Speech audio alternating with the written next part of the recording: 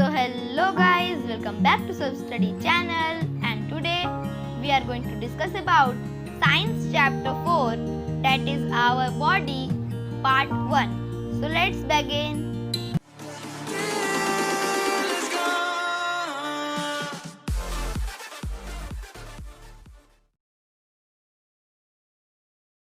Unit 4, our body.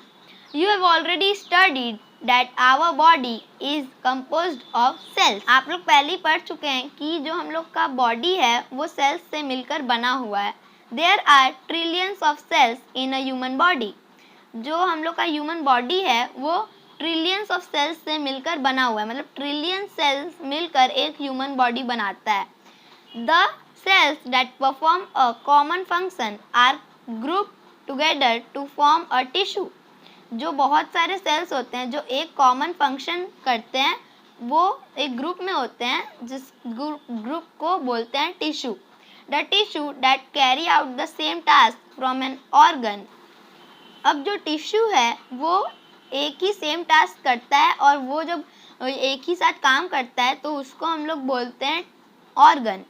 और फिर a group of organs that work together and carry out a function is called an organ system.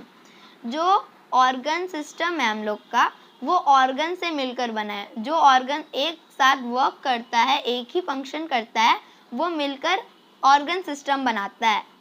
Different organ system perform different functions and together make up an organism. जो बहुत सारे अलग अलग प्रकार के organ system हैं वो अलग अलग फंक्शन करते हैं और फिर वो टुगेदर मतलब एक साथ मिलकर एक ऑर्गेनिज्म बनाते हैं. The next topic is the skeletal system.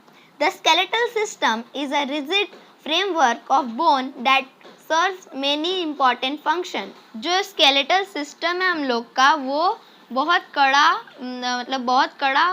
Bones मिलकर वो स्केलेटल सिस्टम बना है जो कि बहुत सारे इम्पॉर्टेंट फंक्शन प्रोवाइड करता है. अब क्या क्या प्रोवाइड करता है? It provides support, shape and strength to the body. ये सपोर्ट प्रोवाइड करता है, इसके बिना हम लोग नहीं खड़े हो पाएंगे. और शेप प्रोवाइड करता है, मतलब हम लोग जिस शेप के हैं वो प्रोवाइड करता है. और हम लोग के बॉडी को स्ट्रेंथ भी देता है.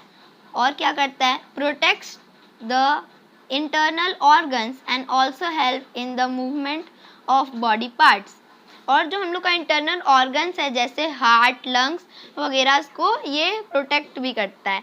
And also helps in the movement of body parts. और बॉडी पार्ट्स को मूव करने में, जैसे हम लोग अपना हाथ को ऊपर नीचे कर सकते हैं, किसकी मदद से कर सकते हैं? अगर स्केलेटल नहीं रहता तो हम लोग ऐसे मूव नहीं कर पाते. There are 206 bones in an adult human body. जो हम लोग का ह्यूमन बॉडी है, एडल्ट ह्यूमन बॉडी, उसमें 206 बोन रहता है. The skeletal system comprise of the skull, backbone, ribcage and limbs. जो स्केलेटल सिस्टम है वो किस चीज़ से मिलकर बना है? स्कल से मिलकर बना है, बैकबोन से मिलकर बना है, रिबकेज से मिलकर बना है और लिम्स से भी मिलकर बना है. लिम्स मैंने आपको चैप्टर 1 का जब पढ़ा रहा था मैं उसका वीडियो में मैंने बताया था कि लिम्स क्या होता है. लिम्स का मतलब होता है हम लोग का पैर और हाथ, और हम लोग के पास 2 पेयर्स ऑफ लिम्स है, मतलब 2 हाथ और 2 पैर. वैसे एनिमल्स में भी 2 पेयर ऑफ लिम्स होते हैं. अब उसके नीचे में बिंगोज नॉलेज बैंक है. अब वो बिंगोज नॉलेज बैंक में दिया हुआ है our bones also store minerals such as calcium and phosphorus in them. जो हम लोग का बोन है वो स्टोर करता है मिनरल्स जैसे कि कैल्शियम और फोस्फोरस. ये जो कैल्शियम और फोस्फोरस है वो मिनरल का एग्जाम्पल है. Beside some of our bones are involve in producing blood for the body.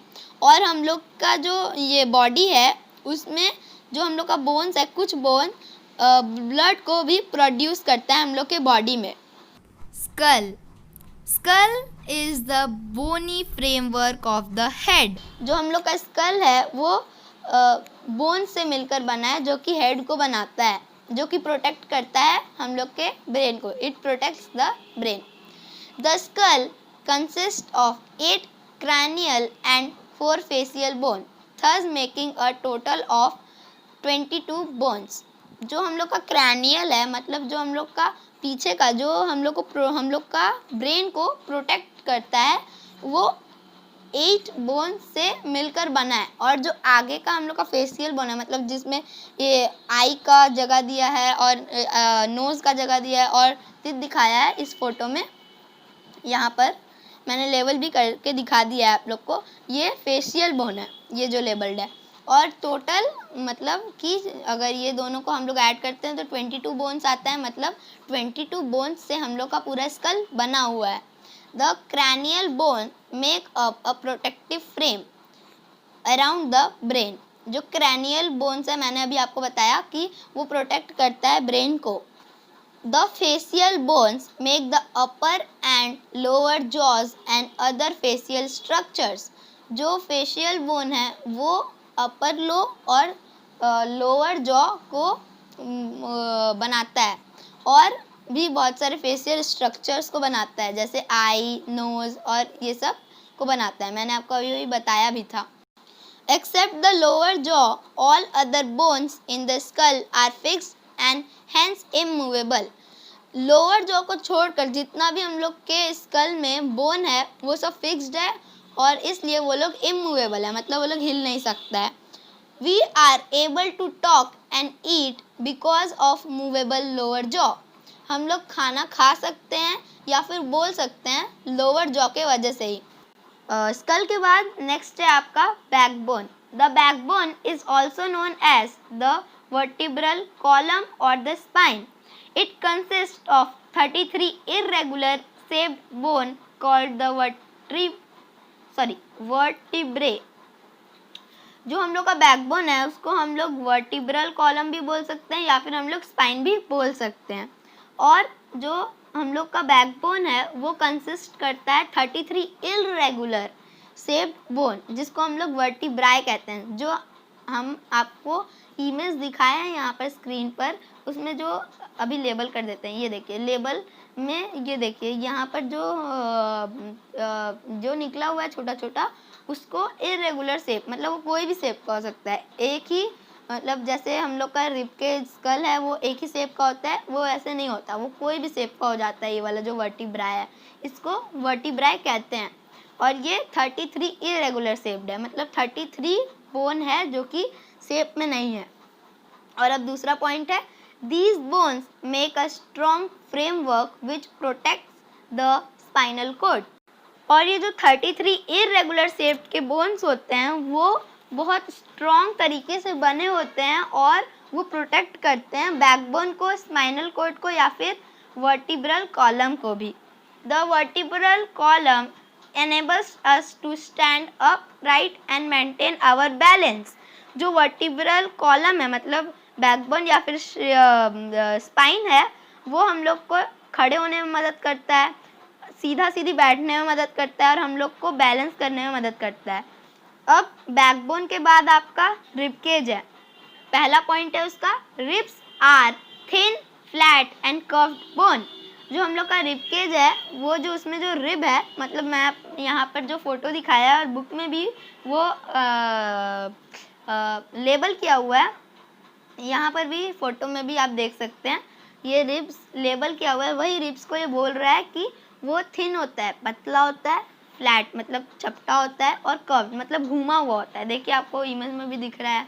और अब आगे का लाइन है, they form a protective cage around the heart and the lungs called the rib cage. जो rib cage है वो protect करता है हार्ट को और लंग्स को। The rib cage consist of 24 bones arranged in 12 pair of ribs. जो यहाँ पे आपको इमेज में दिख रहा है रिब केज, उसमें 24 बोन्स होते हैं। एक तरफ होते हैं 12 और दूसरे पेयर में होते हैं 12। अब थर्ड पॉइंट में क्या है, the ribs are joined to the breastbone or the sternum in the front and to the backbone at the back। जो हम लोग का रिब्स है, ये जो यहाँ पे लेबल किया हुआ है रिब, वो देखिए यहाँ पर ये इमेज में आपको दिख रहा है कि ये जॉइंट किया हुआ है स्टर्नम से, या फिर हम लोग उसको ब्रीस्ट बोन भी कह सकते हैं। स्टर्नम को हम लोग ब्रीस्ट बोन भी कहते हैं, तो फिर यही लिखा है बुक में कि ब्रीस्ट बोन और द स्टर्नम। तो फिर वो रिब्स आपको ये इमेज में दिख रहा होगा कि वो स्टर्नम से ज्वाइंट हो रहा है, और वो जो पीछे से जाकर हो रहा है वो बैकबोन में होता है। तो वही रिब केज स्टर्नम में आगे से ज्वाइन होता है और पीछे से बैकबोन में ज्वाइन होता है। नेक्स्ट पॉइंट है apart from protecting the heart and the lungs, the ribs also protect part of the stomach, spleen and kidney. अब ये फोर्थ पॉइंट बता रहा है कि जो हम लोग का रिब्स है वो हार्ट को और लंग्स को तो प्रोटेक्ट करता ही है, साथ ही साथ वो प्रोटेक्ट करता है स्टमक को भी, स्प्लीन को भी और किडनी को भी। अब उसके नीचे Bingo's knowledge bank, Bingo's knowledge bank में अब क्या दिया है, the last 2 pairs of ribs are smaller than the rest of pairs. जो ये जो आप इमेज देख रहे हो स्क्रीन पर, उसमें जो लास्ट पेयर का जो रिब्स है वो छोटा छोटा है। देखेंगे आप कि आप नोटिस करेंगे कि ये जो सभी रिब्स है उससे सबसे छोटा ये रिब्स है बाकी रिब्स को छोड़कर, and are only attached to the backbone, और ये बस बैकबोन से ही अटैच्ड है। They are called floating ribs. देखिए यहाँ पर आपको दिख रहा होगा कि ये पूरी तरीके से ज्वाइन नहीं है, जैसे सारे रिब्स ज्वाइन है। ये यहाँ से बीच से थोड़ा सा, ये देखिए मैं लेबल करके दिखा रहा हूँ, ये देखिए यहाँ पर थोड़ा सा गैप है, तो वो गैप है मतलब वो फ्लोट कर रहा है, तो फिर इसलिए हम लोग उसको फ्लोटिंग रिब्स कहते हैं। वो बस बैकबोन से ही अटैच्ड होता है और किसी चीज़ से अटैच नहीं होता है। मतलब अगर यहाँ से वो थोड़ा सा भी जॉइंट हो गया होता तो हम लोग उसको फ्लोटिंग रिब्स नहीं कहते, उसको हम लोग सिंपल रिब्स कहते हैं, लेकिन वो वहाँ से जॉइंट नहीं है तो फिर हम लोग उसको फ्लोटिंग रिब्स कहते हैं। अब बिंगोज नॉलेज बैंक के बाद है Bingo's challenge. Discuss what will happen if we don't have a backbone. यहाँ पे बोल रहा है डिस्कस करने की, अगर हम लोग के पास बैकबोन ना हो तो फिर क्या होगा। अगर हम लोग के पास बैकबोन ना हो तो फिर हम लोग अपने आप को अच्छे से बैलेंस नहीं कर पाएंगे, खड़े नहीं हो पाएंगे। तो फिर अगला है लिम्स। तो लिम्स क्या होता है, मतलब मैंने बताया था लिम्स मतलब हाथ और पैर। The human body has 2 pairs of limbs, the forelimbs और the arms and the hind limbs और द लेग्स।